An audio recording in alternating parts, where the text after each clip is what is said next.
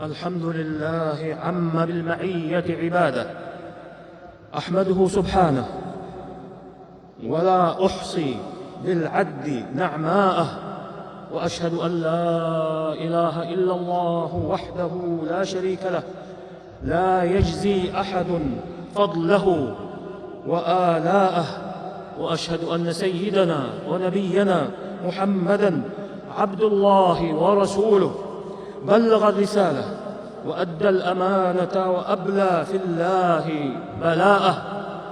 اللهم صل وسلم على عبدك ورسولك محمد وعلى آله وصحبه الذين رفعوا من الدين لواءه، ومن تبعهم بإحسان ما أطلع الحق ضياءه وقشع من الباطل ظلماءه.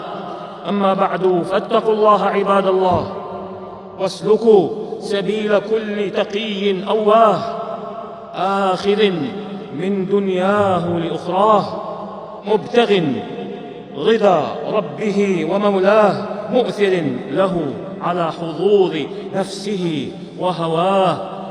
أيها المسلمون، في دروب الحياة وبين صخبها ولهوها ولغوها، وأمام محنها وخطوبها وشدائدها، يشعر المرء أنه في حاجة إلى من يسنده ويشد عضده ويقوي عزمه ويركن إلى عونه ويطمئن إلى رعايته. وكلما ارتقت مرتبة المعين والنصير وسمت منزلته واستبانت قوته وأمانته، كان ذلك أبلغ في تنزل السكينة وحلول الطمأنينة وبلوغ الأمان. ولذا كانت معية الله للمؤمنين خير عدة وأفضل زاد يصحبهم في رحلة الحياة ويؤنسهم في سيرهم إلى الله والدار الآخرة.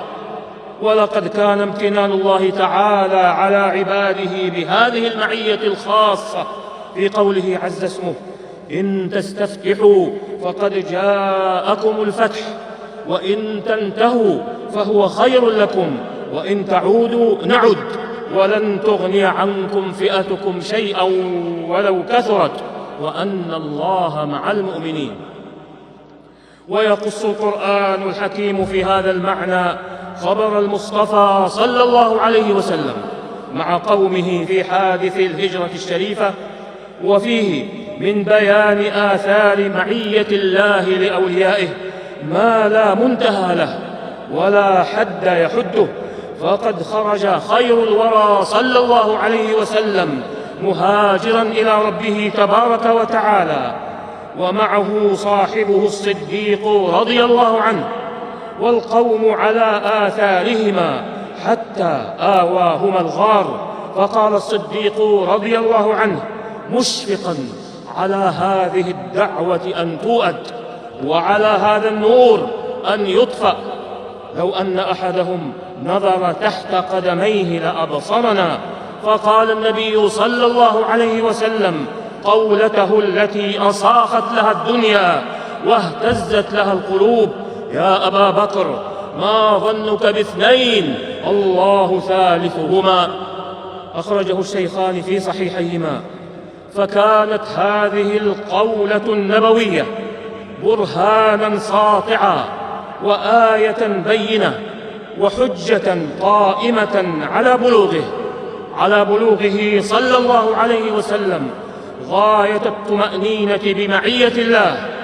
بمعية الله له، وتمام التوكل عليه، وكمال اليقين باتصال مدده وتتابع عونه وترادف نصره، حتى أنزل سبحانه في ذلك قرآنا يتلى ليكون عظة الدهر وعبرة الزمان.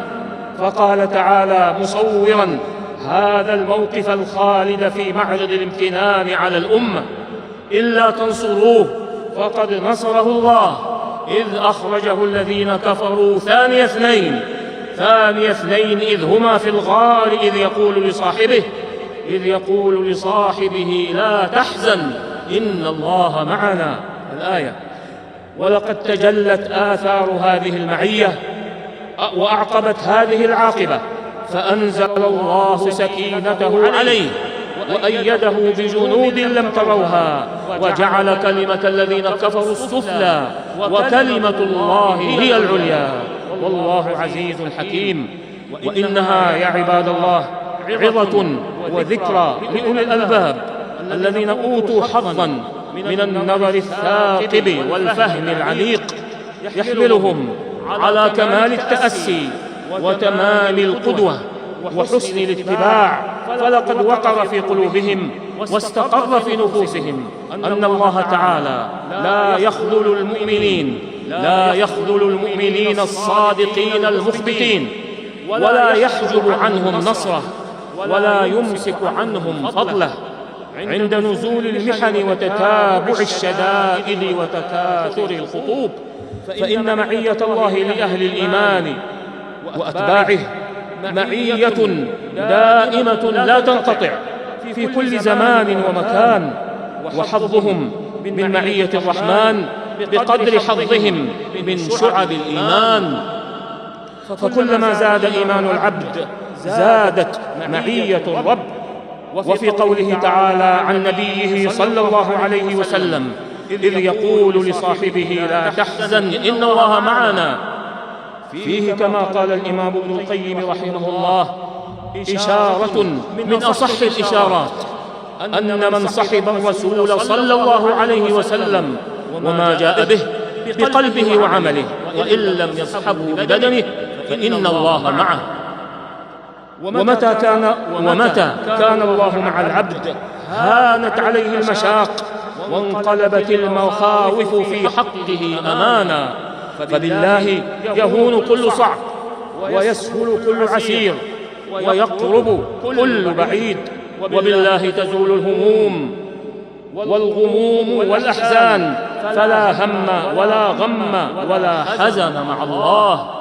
ألا فالتثقوا عباد الله بمعية الله التي جعلها الله لمن اتقاه واتبع سبيله وآثر رضاه فأخلص له الدين وأحسن العمل.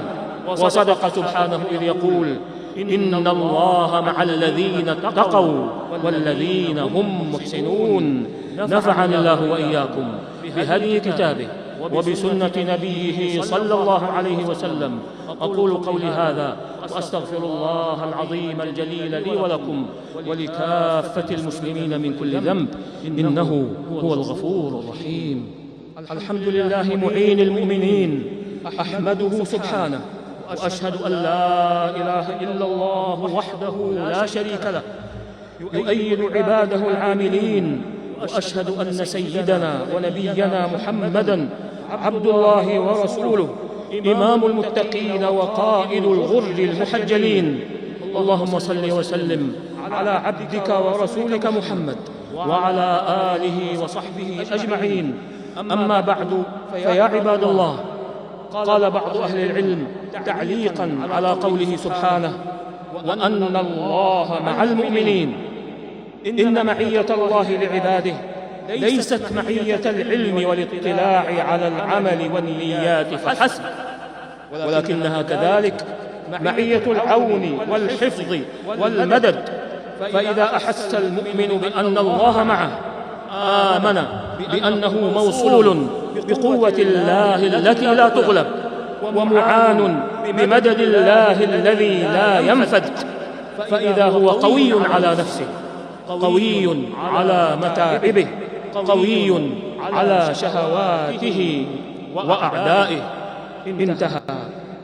فاتقوا الله عباد الله واحرصوا على استحضار هذه المعية الربانية التي لا غناء لكم عنها ولا قيام لحياتكم إلا بها، واعملوا بمقتضياتها وخذوا بأسبابها تستقم لكم أموركم وتطب حياتكم وتكونوا من الفائزين المفلحين. وصلوا وسلموا على الحبيب رسول الله، وقد أمرتم بذلك في كتاب الله حيث قال الله سبحانه قولا كريما: إن الله وملائكته يصلون على النبي يا أيها الذين آمنوا صلوا عليه وسلموا تسليما.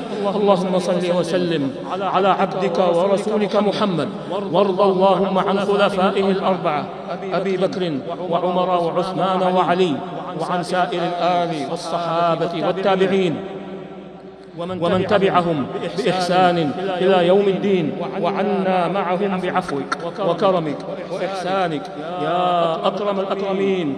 اللهم أعز الإسلام والمسلمين، اللهم أعز الإسلام والمسلمين، اللهم أعز الإسلام والمسلمين، واحم حوزة الدين، وانصر عبادك الموحدين، وألف بين قلوب المسلمين، ووحد صفوفهم، وأصلح قادتهم، واجمع كلمتهم على الحق يا رب العالمين.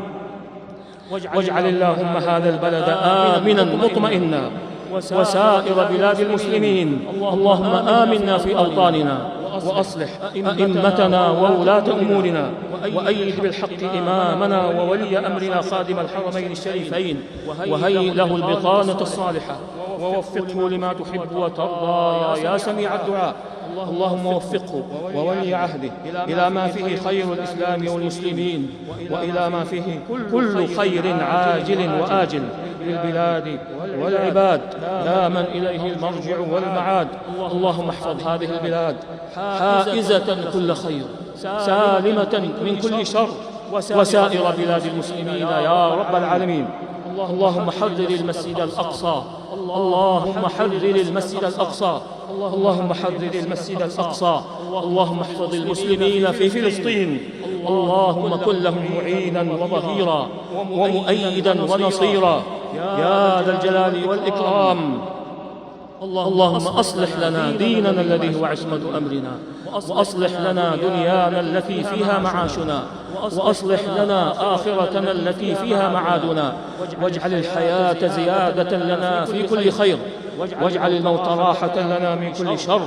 اللهم إنا نسألك فعل الخيرات وترك المنكرات وحب المساكين، وأن تغفر لنا وترحمنا، وإذا أردت بقوم فتنة فاقبضنا إليك غير مفتونين. اللهم آت نفوسنا تقواها وزكها، أنت خير من زكاها، أنت وليها ومولاها. اللهم أحسن عاقبتنا في الأمور كلها، وأجرنا من خزي الدنيا وعذاب الآخرة.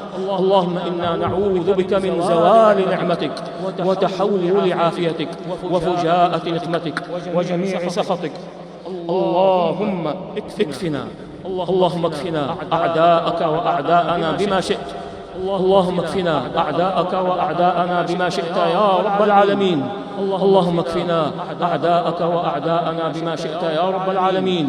اللهم إنا نجعلك في نحور أعدائك وأعدائنا ونعوذ بك من شرورهم.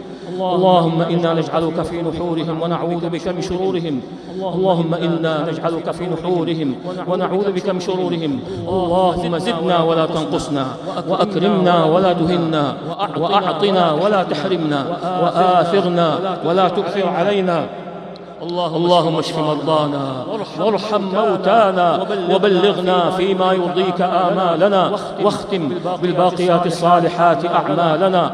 ربنا ظلمنا أنفسنا، وإن لم تغفر لنا وترحمنا لنكونن من الخاسرين. ربنا آتنا في الدنيا حسنة، وفي الآخرة حسنة، وقنا عذاب النار. وصل اللهم وسلم على عبدك ورسولك نبينا محمد وعلى آله وصحبه أجمعين، والحمد لله رب العالمين.